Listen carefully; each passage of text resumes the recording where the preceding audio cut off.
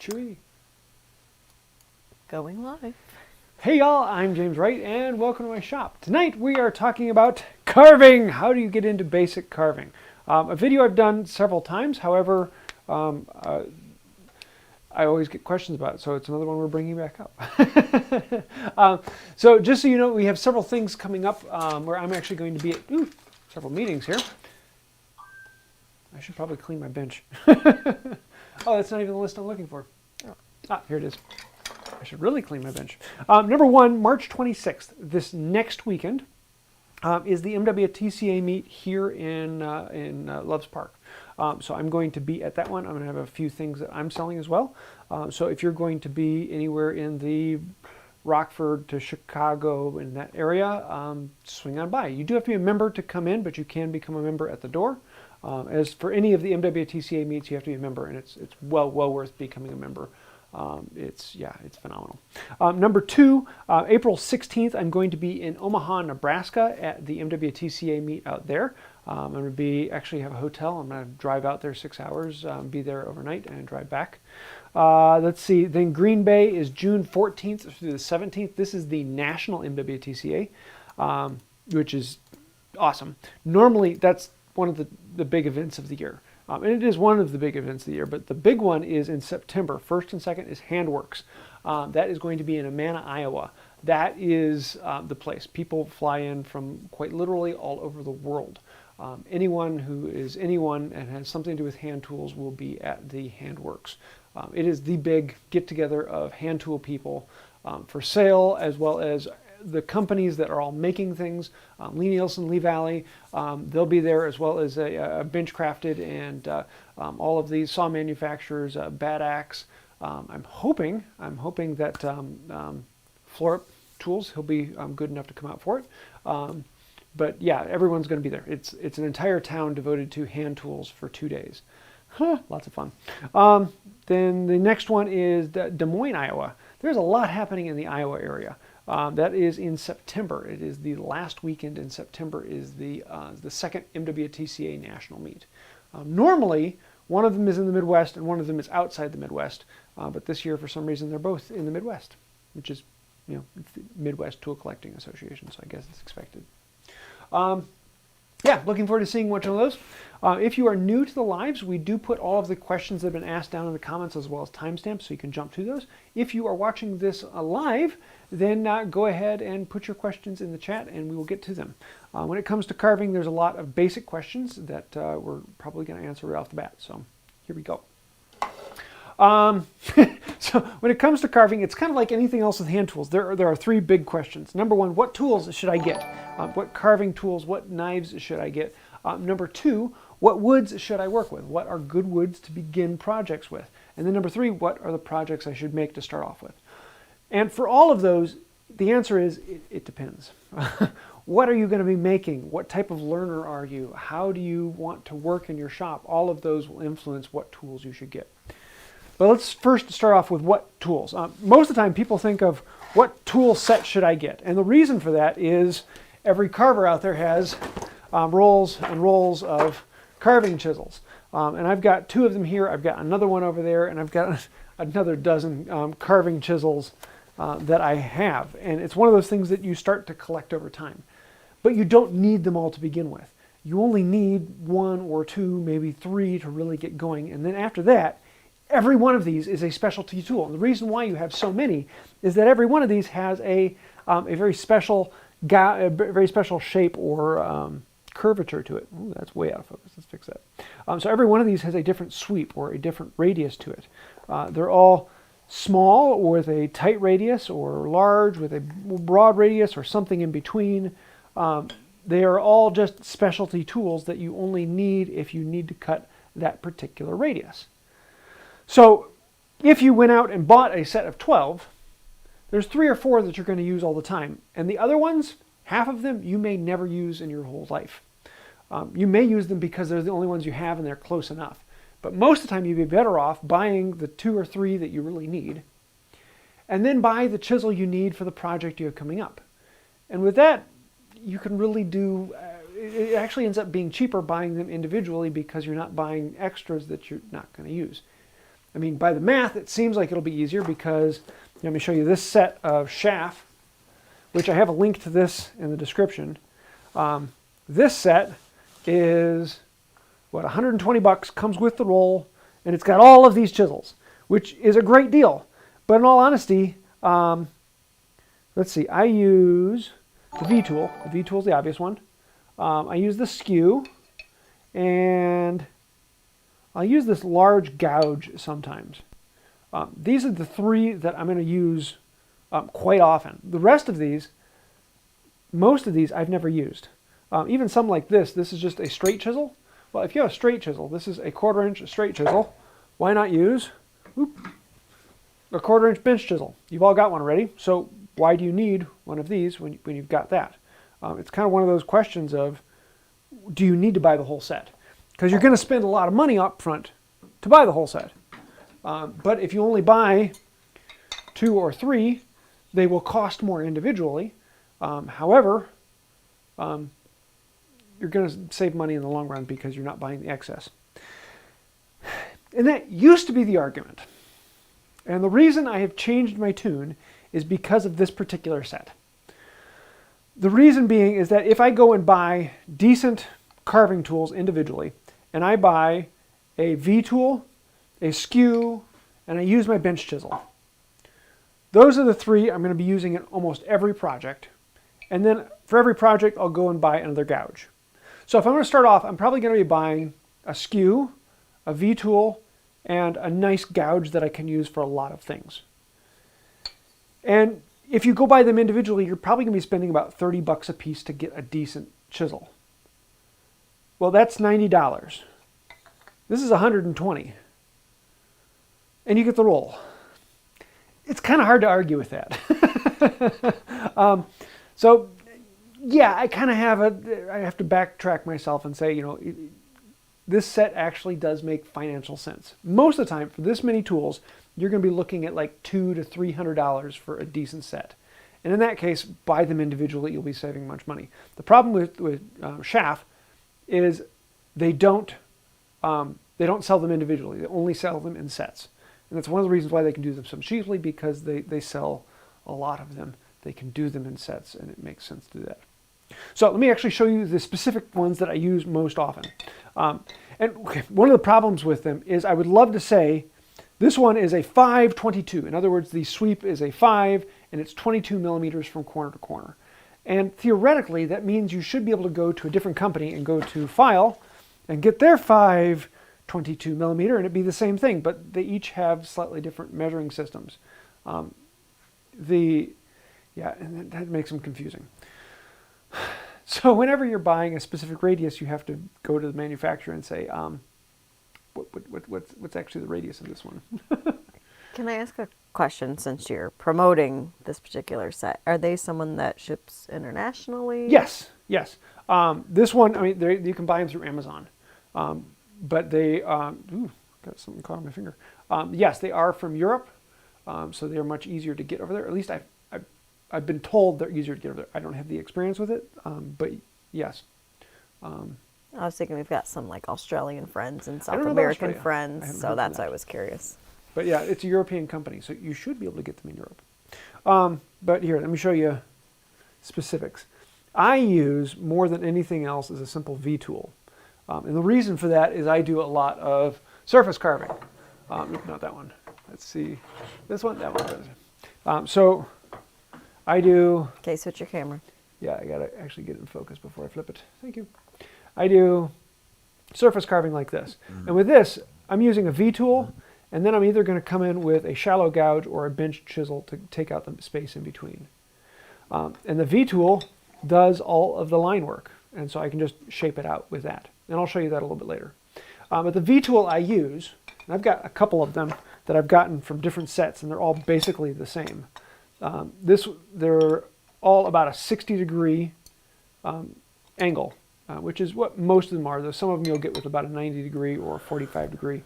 I like about a 60-degree between the two. And then you measure them by the length of how long each of these sides are. So this one is a 6 millimeter from point to top. Both of these are 6 millimeter. I believe this one is a 4 millimeter. No, this one's 6 too. No, they're all 6. Okay, never mind. And so, let's see. This one is a 12 6 millimeter. 12 meaning the angle. I don't know actually what that corresponds to. And then in 2 cherries, it's a 39 6 millimeter. And then in file, it is a D12 6 millimeter. So yeah, that's what I really like. And if you go on my website, I have links to, I think I have links to all 3 of these, except for the shaft you have to buy in a set. Next up are the SKews. And I've got 2 of these. This one's a little one, about a 1/4 inch, and this one's a little larger. It's a 3/8. They are double beveled, so there's a bevel on both sides, and they have an approximate angle. So this one from Schaff is an S1 SKew number 1, 8 millimeter, an 8 millimeter across. Whereas this one is a 2 from 2 cherries, 6 millimeter across. Yeah, these are just great for getting into little corners. If you're ever going to do chip carving, these are phenomenal.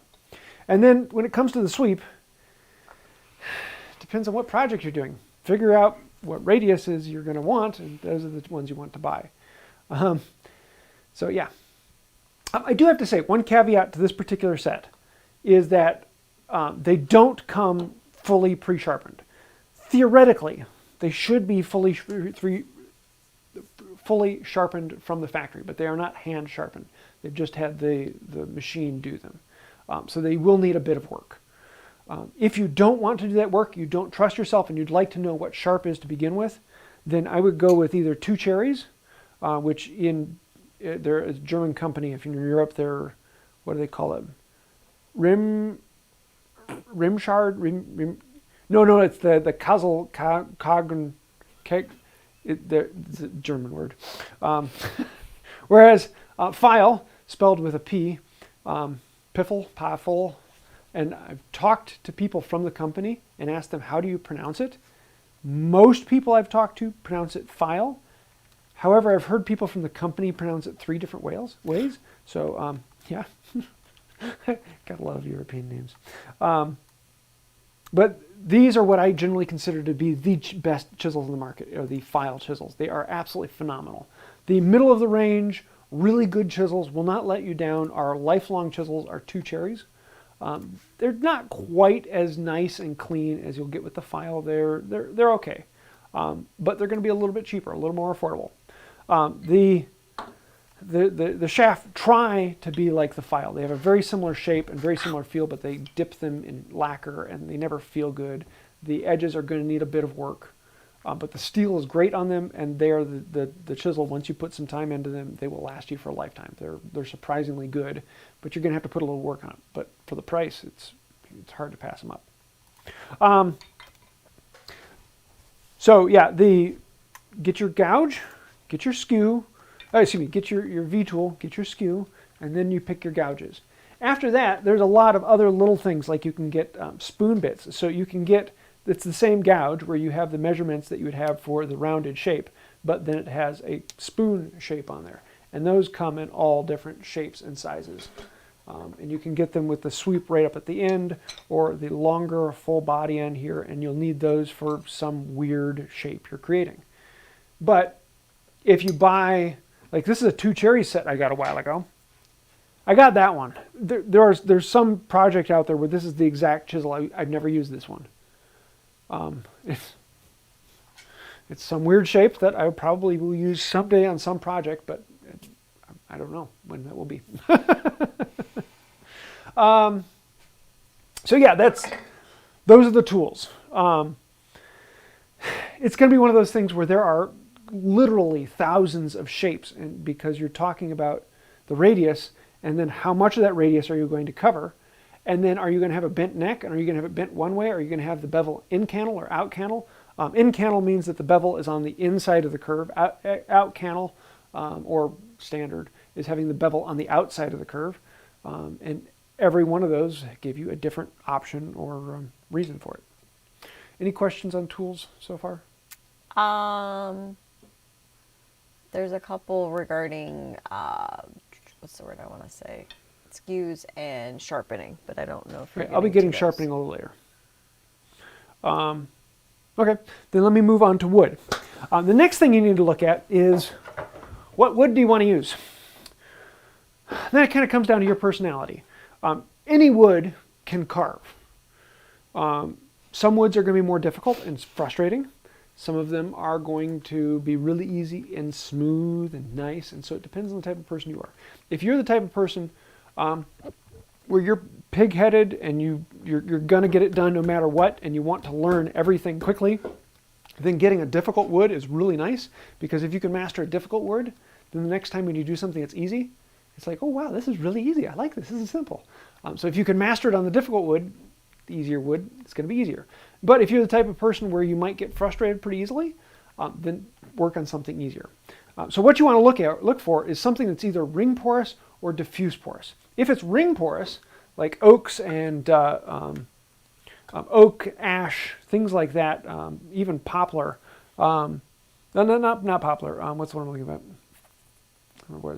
You'll see a lot of the grain in there, but you look at it from the end and you'll see all of the pores that are really, really big on each ring. Whereas if it is diffuse porous, you can't really see the pores quite as much.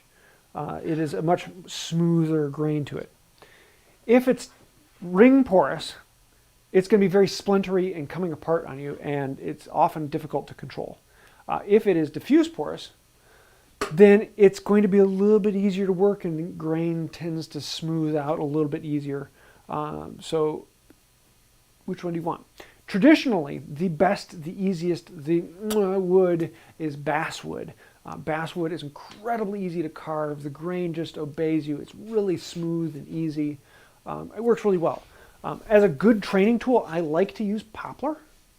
Poplar is relatively easy. It's still relatively soft, so you have to have a really good sharp edge. If you don't have a really good sharp edge, you're just going to be crushing it. And that's not a good thing in here. You actually want to cut the fibers. You don't want the knife to crush them.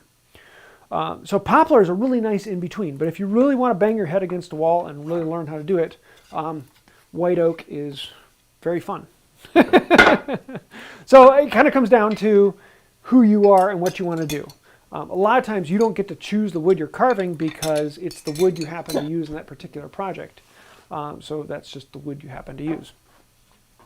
Then the next question is, what projects should you first undertake? I always like to start with simple line carving.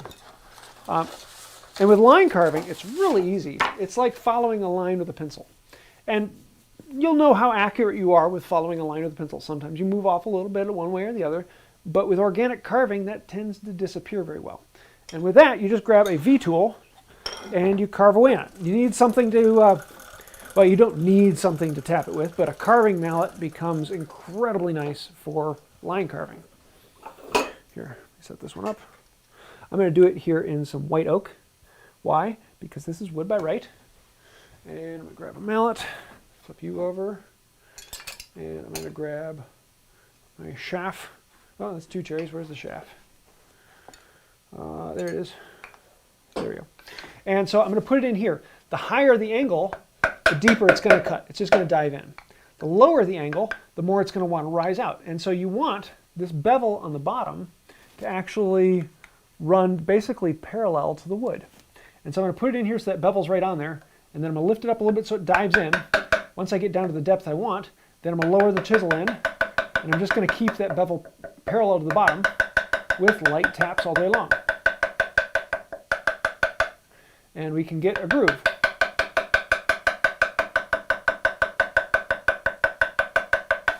And with this, you can get into just tracing some lines.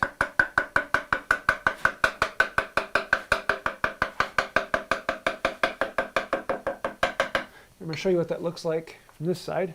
So I'm actually going to be moving my whole body around this so that I'm keeping the mallet and chisel in line. And every tap, I'm slowly moving all the way along. And then I get over to this point, I can come back around for the other side. Now, I don't have to do it with the mallet. I can freehand it and just push. So I can sit in here and I can push along. The problem with pushing is you're putting a constant pressure on the back. And when you're putting that constant pressure on it, eventually it's going to catch. And then when it lets go, it's going to whip, and you're going to go right past your line. Whereas with a mallet, you're only putting enough pressure in it to move from here to here.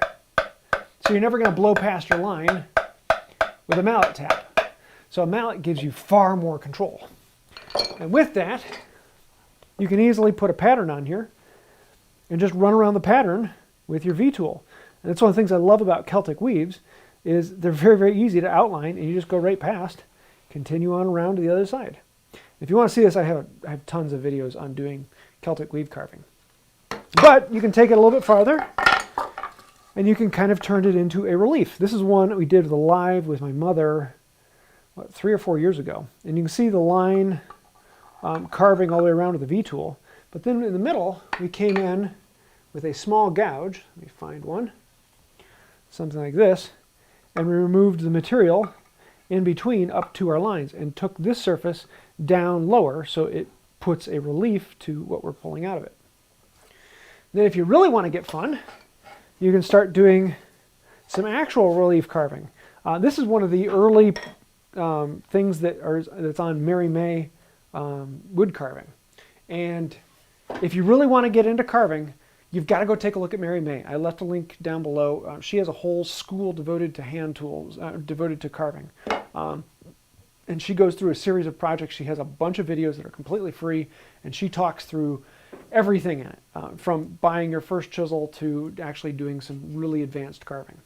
And one of hers is making the rose. Not the rose. It's a, I want to say chrysanthemum. It's something else. This may look difficult, but it's actually surprisingly easy, and most people can crank this out in an afternoon and make some surprisingly fun things with basic carving tools. And so for either of these, it's a V-tool for the outline, and then 1 or 2 different gouges that might match your radiuses that you have around. Most of this I could have done with just a bench chisel and a gouge, a bench chisel and a V-tool. Except for the radius cut in here that needed a gouge. Yeah, so when it comes to project, usually the beginning project is what's called carving the donut. And I'm going to show this on here. And I don't actually have a donut here to carve. I should have done that a little time. But what I can do is I'm going to put this in here, and I'm going to go in from this side, and I'm going to kind of rotate this around. And as I rotate it, I'm going to be creating a divot here in the middle. And as I do it, I'll notice that there are some places where the grain runs out. I'm going to try and make this divot bigger and bigger and bigger. Don't ever carve towards yourself. It's like unless you have a camera in the way. And so I'm going to go back and forth until I get the state. One of the common problems that people are going to have is you'll end up with these grains in the middle where they don't quite sever from one way or the other. Zoom in a little bit more on that. Focus. Come on, give me a good focus. There we are. So what you can do is then come in cross grain and clean them out. You get close going from either side, and then you can remove the base with that. And you'll get a very nice clean bottom. But you'll need to learn at this point, now when I carve in, I don't want to go here. I want to go this way, around. But then when I get to this halfway point, I have to stop, turn, get in the way of the camera, and come in from the other side. If I'm going this way, I can't start here and continue around this way because I'm going in underneath that grain and it's catching on the grain. I can only go in that direction here. And so for each quadrant of this circle, I'm going in a different direction. And I can just keep going back and forth until I get down to depth. But at this point, you're starting to notice that I'm getting those chips in the middle. So then I can come in and go cross grain and remove those chips right out of the middle. And that's the middle of carving the donut. Carving the outside of the donut, then you turn this around and you do the same thing on the other side. One quadrant, you go in this direction. And then this quadrant, you go in this direction. And then in this quadrant, you go this direction. And this quadrant, you go this direction. It's all about learning which direction you should be going at different times. Because the big skill of carving is learning the grain and how to actually make it go around. Because you'll be going and going and everything's running smoothly, and then suddenly you turn a corner and you're going into the grain, and now it's starting to splinter out and you're getting a horrible surface. So you always need to make sure you're going in the correct grain direction. It's one of the things I love about V-tool surface carving is that you don't really have to think about grain direction because it doesn't matter which direction you're going. One side of the blade is going into the grain, and one side of the blade is going against the grain. So you're always going to be going against the grain and with the grain, but as long as you keep it sharp, it will do the job and cut through it nice and cleanly. What questions do I have before I go into sharpening?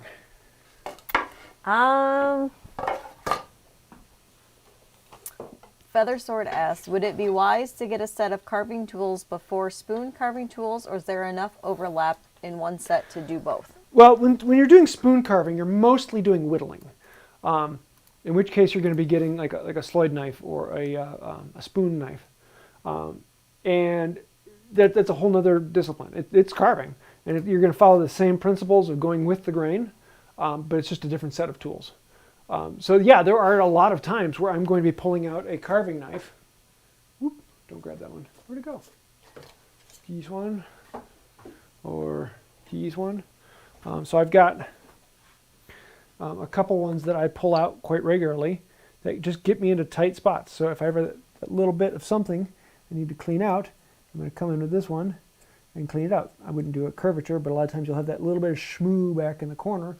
Having something like that can get into it, or having a curved one makes it very nice to work around. So do one of those come in the kit, or is no? Very few chisel kits come with knives. They're kind of a separate discipline. Gotcha. You'll find that if you are spoon carving, there's a lot of times where you want to use a gouge for carving out the bowl. And you'll find that sometimes when you're doing relief carving, you want a knife to get into that corner. But a lot of times what you're doing with a knife, you can also do that with a skew chisel. They both have that same ability with the tip to get right tight into a corner. So a lot of times with the skew chisel, I can still get into that corner and get into it. And chip carving, here, let me do it with this. Chip carving is when you have that geometric shape.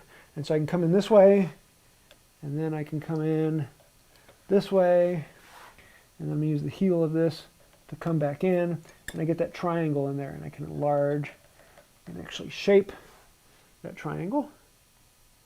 And I like to do that with a skew chisel. A lot of people like it with a knife. But chip carving is an enjoyable, smooth process, and these geometric shapes are a lot of fun. That's actually what is a lot of my shoes, is all chip carving. So yeah, chip carving. I just love how your shoe just showed up all of a sudden in the video. The clogs. Yes, I do wear clogs every day, and I love these things. Yes, we know. I got a couple of videos on them. I got a couple of videos on everything. Yeah, so I mean, knives, for a lot of the surface carving I do, I don't pull out knives all that often. But if I do spoon carving, I don't pull out the chisels very often.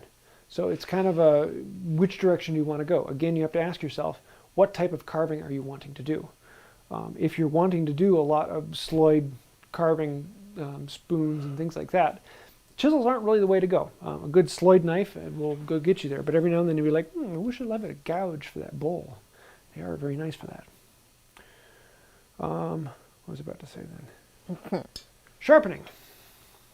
Now, when it gets to sharpening, actually I have a couple bad ones in here. I want to clean up and show you some things. There's a good gouge for it. And, oh yeah, you need work. You need lots of work. So when it comes to sharpening, there are basically two different steps. There's the sharpening and there's the honing.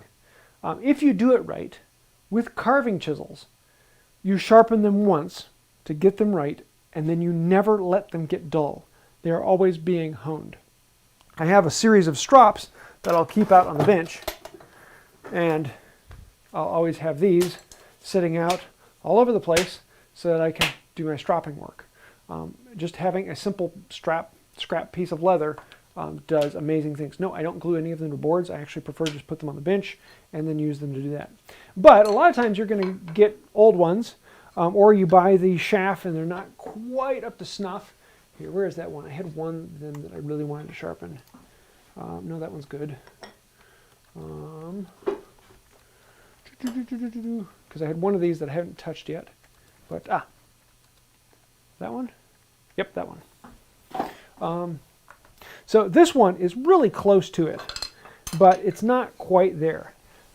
It's not biting in the way I want it to. It's a little more crunchy than I would like.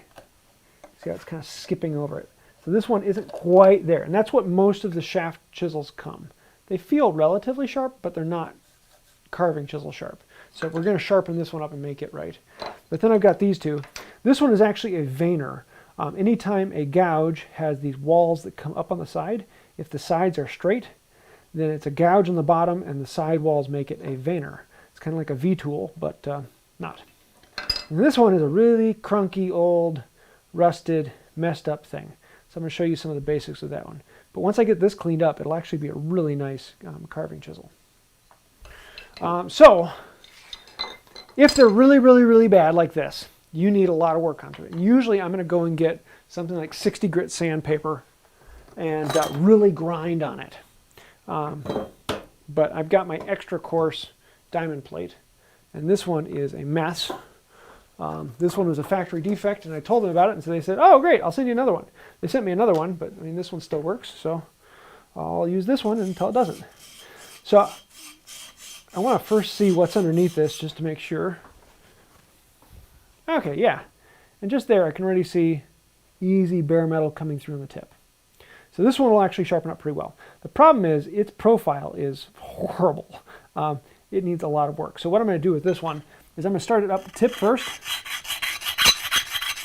It'll make a lot of noise. And I'm going to grind it back flat until I get it flat all the way across. And now I have it flat all the way across except for that little bit there. And on this one, I may just sacrifice that little bit on the corner and just get that good. But take it a little bit farther. Yeah, we're going to stop right there and sacrifice this one. Now on this one, on any tool, you need two edges to mate. And this has a lot of rust on the back here. And it's good and clean up here. So what I'm going to do is grab some stuff. I'll put this on top of this. I'm going to grab some sandpaper. And that's 400 grit. I want something coarser. You know what? We're going to use the wave. Normally I'm going to use some sandpaper. And I'm just going to put it around my finger or a dowel and use that to float over it. The traditional way is to use what is called a slipstone, which is basically a round... What are my round slipstones? Totally prepared for tonight's live, I see. Yeah, yeah. I never even think about talking. This is a square slipstone, but if you imagine having a round rod, it has a rough surface on here. But these are actually waves from DMT. I love these ones. They're the exact same diamond stone. And so with these, I find a place that matches. In a smidge more? What's that? Oh, focus. Sorry. Well, yeah, they want to know if you can zoom in a little bit. Well, I got to find out where I'm at right now. Okay. So these, I'm looking for a radius that matches. And I just do a little bit.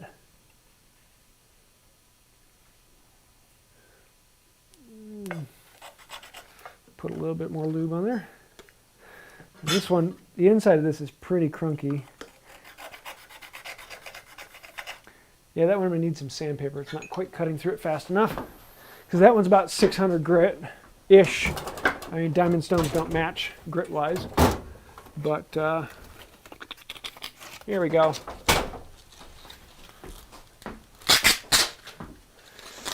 Got an old belt sander belt. And so I'm just going to wrap this around my finger. Put this on here. And I'm going to get rid of most of the rust this way.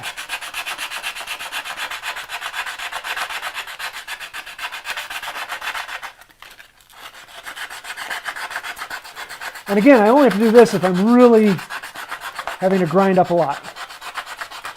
Yeah. The inside of this has a lot of pitting. And it was going to take a lot of work to restore. That's more than I was expecting.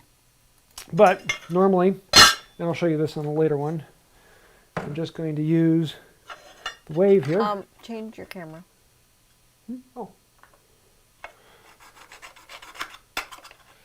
And I find the spot that matches it.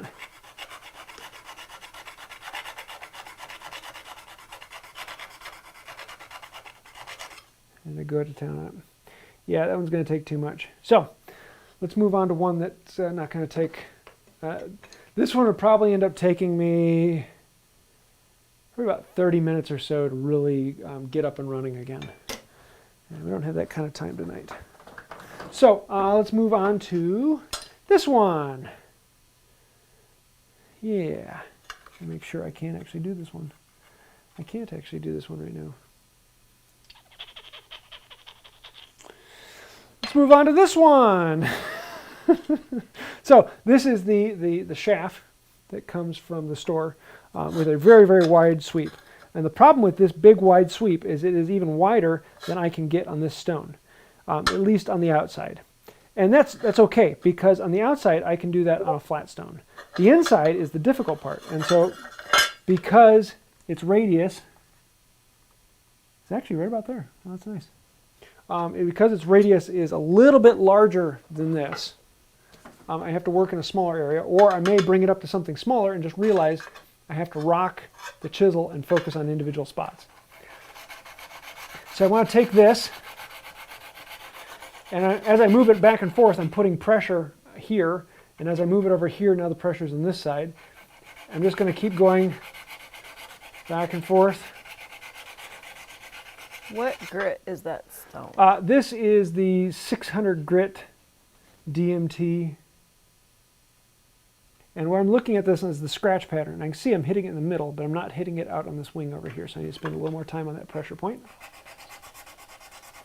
And I'm just using a couple inches worth of it at this particular spot.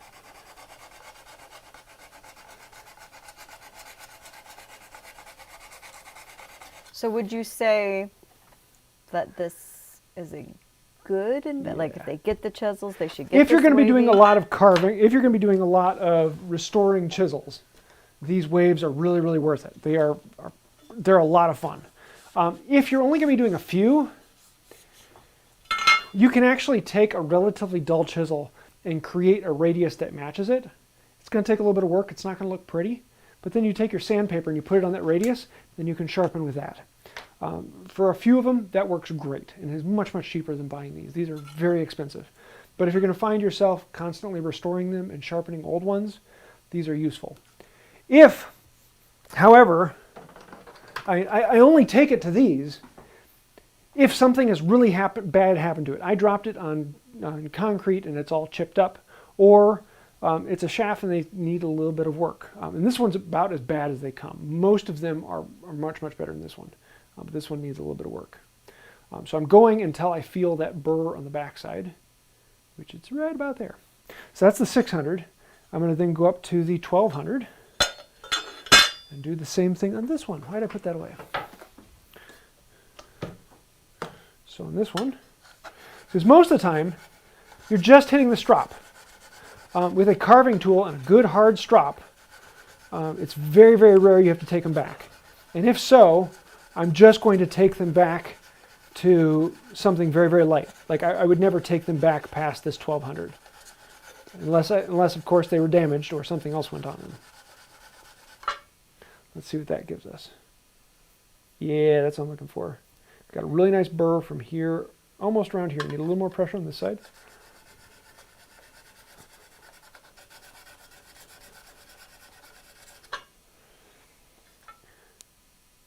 That's what I'm looking for. So now that I've gotten that, I don't want to use this on here because it doesn't quite match that radius. You can see how it's not touching in the middle there. But for that, I can take it over the plate. Now I don't want to take it all the way to the... Actually, do I want to take this one? Yeah, we're going to start this one here because it needs a little bit of work.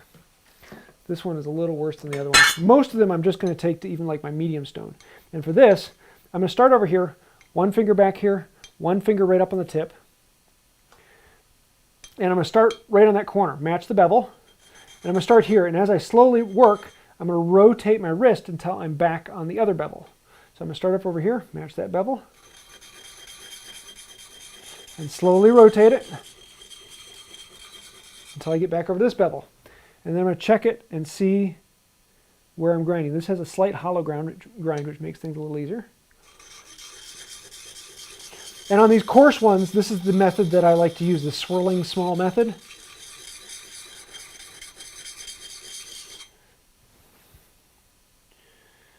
Yeah, that's what I'm looking for. Okay, so I've got, this one actually has, I don't know if you guys can see that or not, it has a hollow grind. So I'm not touching the scratch patterns right in the middle, but I can see I'm scratching back here on the heel, and I'm scratching right up there at the toe. So now we've done that, I'm going to get rid of this stone, and I'm going to move on to my normals, which are DMT's coarse, fine, and extra fine. They used to be coarse, medium, and fine, and then DMT's decided, no, the fine is actually extra fine. So, yeah. Then I had that song just pop in my head. Fine, you're so fine. Yep. I love you, babe. So, there we go.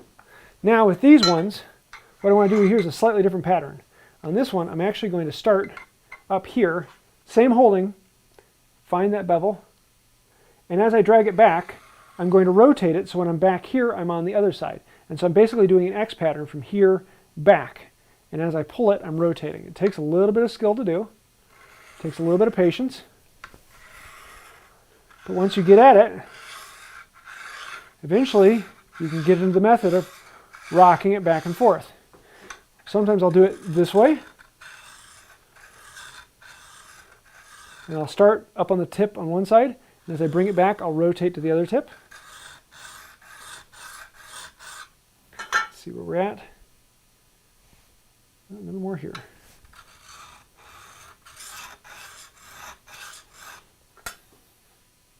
That's good. On to the fine. Ooh, excuse me. And then on to this one. I have found that I like to switch up patterns because I like to make sure my skills are honed in different ways. And I can always see the old scratch patterns and know where I need to do a little more work. So I've got this one mostly. Just so you know, you have a super chat. Oh, we got a super chat. What do we got? So your dad, Gamet, says, likely a silly question, but why Windex and not oil? My grandfather always used oil, and because he was my grandfather, I assumed he was correct. Well, you have oil stones that are designed, that have oil impregnated in them. It makes a great lubricant for stones. Oil on diamonds doesn't work very well because with stones, the way they actually grind is that you break off aggregate from the surface and it creates a slurry. And that slurry is what actually swirls around and buffs the steel. And that's why you can get a much better shine off of stones than you can off of diamonds. Diamonds are just an aggressive aggregate that sticks up and it shreds the steel as it goes past. Diamonds don't actually move around. And so because of that, you need something thinner on diamonds that will wash them off. You can actually use diamonds without anything on them. They just tend to clog up with steel over time. I use Windex because it evaporates quickly, and so it disappears from it. You can just use water.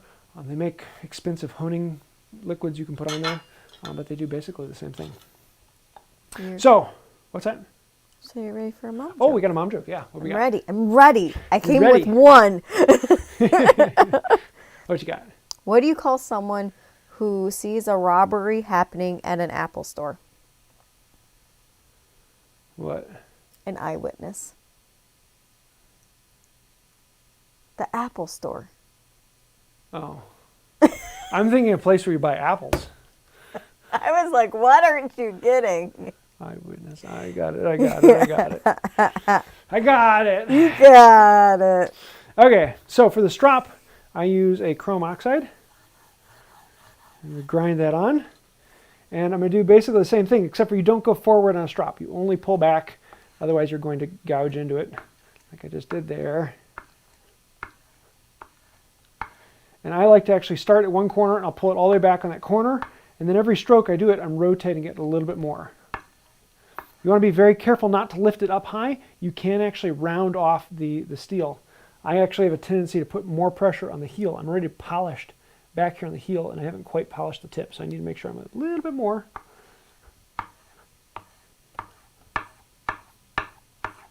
And every movement, I'm rotating it a little bit more. And then I'm going to rotate back the other direction. No, I need a little bit more on that. I'm just waiting until I get a nice shiny surface all the way across the tip. I still have a little bit of a burr flipping back up and over. Yeah, that's what I'm looking for. So to get rid of the burr on the inside, I flip this up and I make a surface that matches. Here. Just bend it until it fits.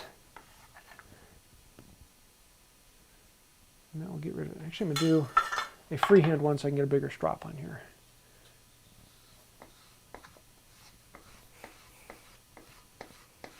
Would you recommend putting a glove or something on that one hand?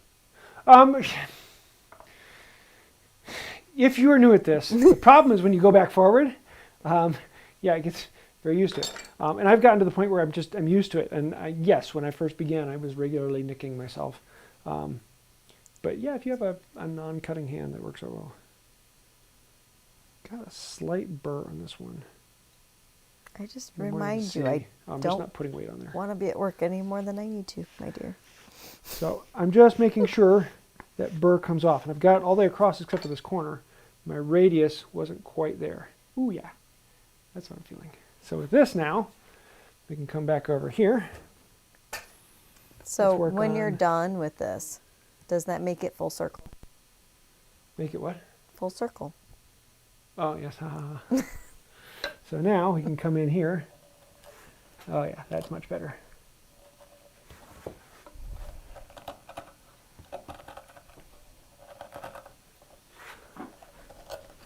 Oop.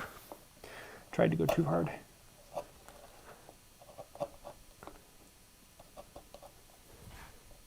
And come in from one side, come in from the other, and then cross grain to remove the slag. Oh yeah, that's happy. Oop, too much on that side. Not too much on that side. One of the problems you're going to find with the gouges, and that's what I'm running into here, is you should never use the corner unless you're trying to cut a corner of something. You always never want your corners to actually touch anything. Otherwise, you're going to get tracks that run into it. So you're always looking for either a gouge that is bigger, and especially when they get really wide like this. This is a rather small one for how wide this is. I'm already running into the corner on both sides. So that's gouges. I'm not going to go through V-tools because I have several videos specifically. I have several videos specifically to gouges too. But V-tools, there's one thing you need to learn about this. They are, if you imagine for a moment, two chisels put together. Let me see how close I can get this one. So we have two chisels and a bevel here and a bevel here. And so you grind one and then you grind the other one. And you think that they should come together at a point, but they don't. The tip here is actually a rounded gouge. The very tip of a V-tool is rounded. So you have to do one side, and then you do the other side, and then just like a gouge, you have to roll it, just like a gouge. And so you actually have to roll it back and forth to make sure you round this over, because if the tip is square, you're going to have a tiny, tiny little bit right at the corner that won't cut. And that will cause you all kinds of grief and problems. So a V-tool is a gouge with two big flat sides. So you have to kind of think about it that way. What questions we got? Let's see. Timothy Mallon wants to know if you can show us skews in practice. Yeah, well, I was doing that with the chip carving. Like a lot of times with the SKew, you're just getting into little corners. Where did that go? It's back here. Oh, you know what? I was thinking slick in my head. That's why I didn't think you had shown it. I was thinking slick for some reason. I don't know why. Well, let me show you like in this surface. So this is all out of focus. This is all organic shaping. But a lot of times you're going to have these little spots back in here where you have junk. And having this SKew allows you to get back in there. Now I could use a knife, but a SKew I find is a little bit more stout and durable. So it allows you to get into these tight spaces and corners to do that clean out, giving you very, very sharp edges. You can also use a SKew to outline and go around things. So you can put the point in and slowly work it around to give yourself a nice sharp outline. So very much like a knife. Whereas a knife I find a little bit easier for outlining, I find a SKew a little bit better for getting into tight corners and getting junk out of there. So that's where those usually come in. But if you're going to be doing chip carving is like the happy medium where skews and knives work together in perfect harmony. Whereas a lot of times the project is either knives that you might bring out a carving chisel for, or carving chisels where, yeah, you might bring out a knife for.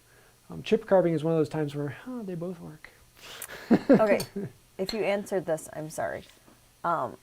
Did you specify what size gouge and skew would be good for a starter set? Yes. When it comes to V-tool, well, when it comes to gouges, it really doesn't matter, because you're never going to buy the right one for the project you're going to be doing. Unless you know the radiuses on your project, then go buy the gouge that fits the project. Don't buy gouges hoping they're going to work for your project. They won't. They'll be close, but they won't. A V-tool is nice because it's the same one you're going to use on every project. The V-tool is one of those things that you're going to always have. The skew is one of those things that you're always going to have. The gouges are just, there's so many variations and rotations and shapings that you're never going to guess right. So that's why I usually say don't buy a set. Buy a V-tool and a skew, and then buy the gouges you need for the project. With the exception of that shaft, as long as you're willing to do the upfront sharpening on them. Some of them will come sharp and ready to use. Some of them in there will be very dull because they were all machine sharpened. You can actually buy from shaft, you can buy them hand sharpened, and they will come just as sharp as the 2 cherries or the file. But that's an upcharge. It's almost twice the price to get them sharpened. So yeah. Time versus money. Yes. What's next? Let's see. Ken Carlile asked, did I make a terrible mistake getting a little Narex set from Taytools? No, actually, well, I did a video a long time ago on this little set. Where is the other one? The V-tool here. This little set of Narex. And these are surprisingly good. And at the time, these were one of the most affordable ones I could find, and they were probably the only ones that I found that were okay. They're not great. They're not lifetime tools, but they get you up and going, and they let you know whether or not you like carving. They need a little bit of work right off the bat. And these actually work relatively well. And at the time, they were a phenomenal deal. However, for the same price as buying these, you can go buy a set of shaft. Much, much better. Now, the other caveat is that Narex also makes standard carving chisel sizes. And those are actually really, really good. They're about the same quality as shaft, but I usually find shaft to be a little bit cheaper. But honestly, I would put them in the same bucket quality-wise, so I would not say no. So it depends on which Narex kit you have. But didn't Narex win your, whatever, chisel? Oh, the Narex Richter, yeah. But that's not a carving. No, those are bench chisels. Gotcha. And honestly, I did carving for 6 months or so before I bought my first gouge. I used bench chisels to do all of the Celtic carving, even the curved areas. You can do all of that with this. Rather than a V-tool, you cut one side and then you turn and you cut the other side, and you can get that V with a bench chisel. So yes, you can just carve with bench chisels, and I did a lot of that for the first year or so of when I got into hand tool woodworking. Yeah, what's next? Ken asks, how do you know what gouge fits your project? Yeah, then you get into the problem of, okay, here, I've got this one, and all of these are different radiuses, in which case you're never going to get a gouge. The only way you could actually do this is to have 50, 60 gouges. And in this case, most of this outlining and the shaping I actually did with my skew, which I just put away. Where did I put it? Oh, it's underneath. I thought it was. Yep, there it is.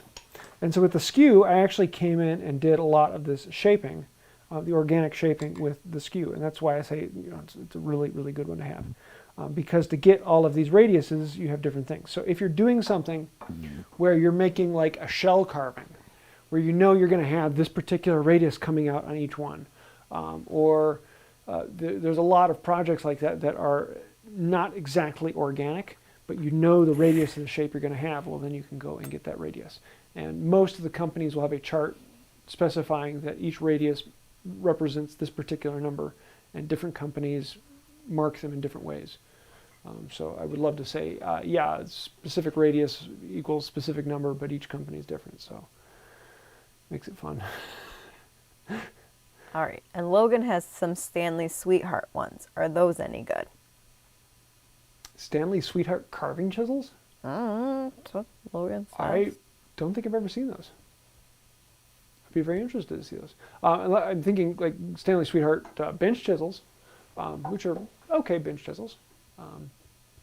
But yeah, I've never seen carving chisels. What's next? I'm all caught up. Oh, really? Cool. Yeah. Well, one other thing I want to mention is when it comes to antiques, you can usually pick up antique carving chisels for 10 to 20 bucks a piece. And if you go to most tool meets, there's usually one person who has a huge collection of them, and they'll have a bucket selling them for $10, $15 each. And most of the time, when you're working with an antique chisel, as long as there's enough life left on the chisel, it's a good chisel, because the ones that aren't good disappeared years ago. And so it's a great way to whittle out the good and the bad. So when it comes to antiques, rarely are you going to come up with a bad one, but most of the time you're going to have to put some work into it. This particular one, it needed a lot of work, and after looking at that much, this one has a lot of pitting. This one I got in a set of like 20 or so. Yeah. Oh, one thing I do have to say, I forgot to mention this. If you go to Harbor Freight, you will find a carving chisel set. And they all look like this. And you'll find them at a lot of other companies, and they all have this exact same handle, and they have these interesting profiles. These are not carving chisels. They're sold as carving chisels. They're listed as carving chisels. They may look like carving chisels. These are not carving chisels. Do not buy them. They are not worth the $10 for the set. I know it looks like a great deal, even if they're horrible and they need a lot of work. They're not carving chisels. They don't have profiles of carving chisels. These will not help you do carving. Actually, these are all what are mechanical scrapers. And someone said, wow, those look like carving chisels. I wonder if I could sell them as carving chisels. And they've been doing it for years and years and years. They're not carving chisels. Don't buy them. The only reason I have a set is to say this. Don't do it. It is a waste of $10, and you will only frustrate yourself because they don't have the profiles you need to do any type of carving. So they are worthless. Yeah. I have a question that just popped up. Okay, well, cool. We got time for one more. Amanda says, can't find those chisels on Amazon UK, and on your link it says unavailable. And then, sorry for the basic question, but what's the difference between bench and carving chisels, and is that due to shape of gouge and key tool? I should probably say that. Bench chisels, did I put it away? I put it away. So a bench chisel is just a straight chisel, and it usually comes in measurements of, inch, 3/4, half-inch, quarter-inch, or particular millimeters, what you have. Usually with beveled edges, but it's the standard chisel you think of as a bench chisel. A carving chisel, you will find carving chisels that have just a single bevel. And so this one is going to cost almost twice as much as this one because it's a carving chisel, and you have no reason not to use a bench chisel. Often carving chisels are a finer angle. They might be like 17 or 20 degrees, whereas most bench chisels are 25, 30 degrees. But most all carving chisels are interesting profiles, and bench chisels do not have interesting profiles. So that's the big difference. So, yeah. Cool. Any last questions? Nope. I think we'll wrap it up. So I think that'll about do it. If you are going to be at the meet this weekend, I'm looking forward to seeing you. And I think that's it for now. Until next time, have a wonderful day. Bye. Ta-da.